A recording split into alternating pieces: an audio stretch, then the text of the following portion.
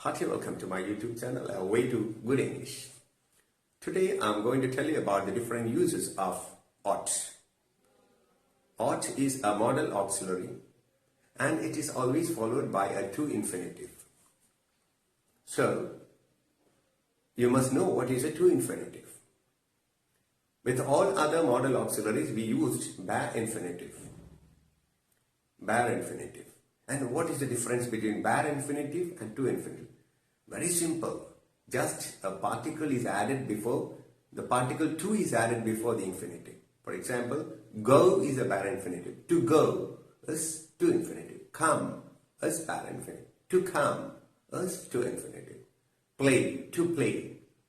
Eat, to eat. Sit, to sit. Understood? So like that, bare infinitive and to infinitive. We use only to infinitive with ought. Clear. The next, let's look at the use of ought. Ought shows obligation, as you know. Not only ought, other words are there which show obligation. Should shows obligation. Must shows obligation. But they are different. I place it in an order: should, ought and must. Should has a light obligation compared to the other two. Ought has a little stronger obligation than should. And must has strongest or the stronger than ought. Is it clear to you? Must has a stronger obligation than ought. So this is the order. This is the order of obligation or the strength of these three words. Should, ought and then must. That is the order. Clear. Now let's look at the different uses of ought. Ought. When we take ought, as I told you, ought shows moral obligation. Let's take for an example. Children ought to look after their parents. Oh. Children ought to get the love of their parents. Or children ought to get their parents' love. Their parents' love. So ought to get. So that is what moral obligation.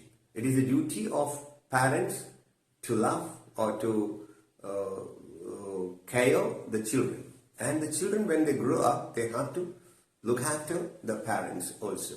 So that's why I said children ought to look after their parents. Children ought to get their parents' love or the parents' care. Do you understand? Ought to, moral obligation. You ought to look after the poor.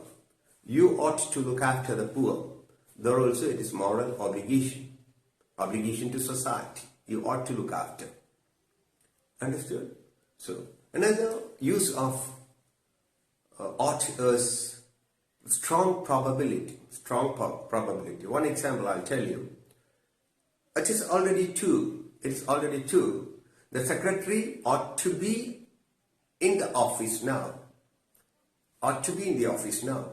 The secretary ought to be in the office now. It is already two. So the time, you see.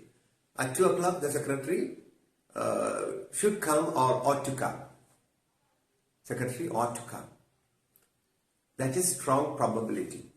Another, a desirability of action.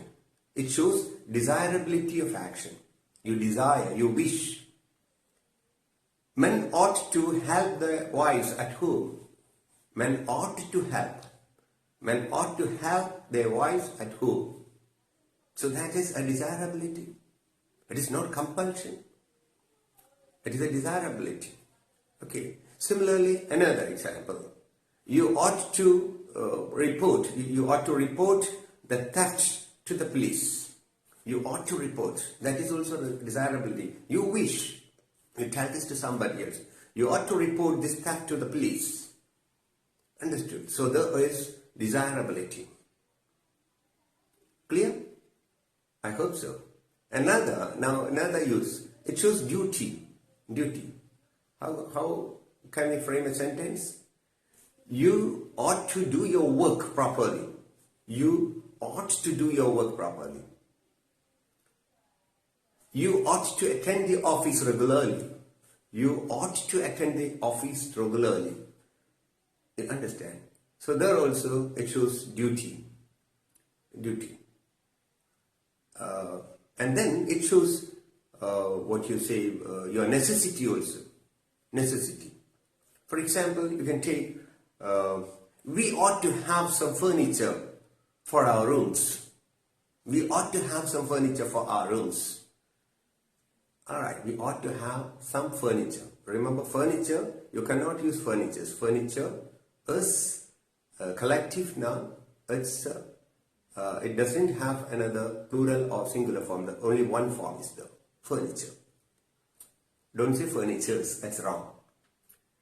Okay, we ought to have some furniture for our rooms. We ought to deposit some money for our future. We ought to deposit. That is necessity. You got it? So like this, you can express what are the things you get. Moral obligation, then probability, strong probability it is, then desirability of action, then duty, then necessity. Okay, these are the things, or these are the different moods that we can frame or that we can form with the help of ought. Now, you see, sometimes we know that ought does not have a past form. If you want to form a past, you can use you ought to have told me. You ought to have told me. Okay, they ought to have. They ought to have done it. It shows past. You can use have after. After that, you use a past participle. They ought to have done. Have plus done.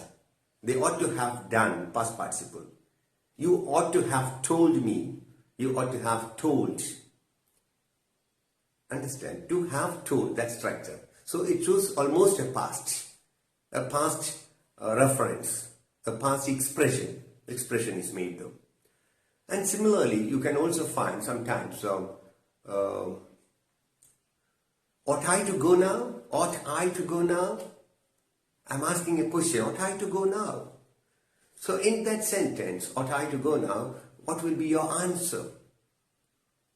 You can say yes, not as you ought. That's not a proper use. You have to say yes, you should.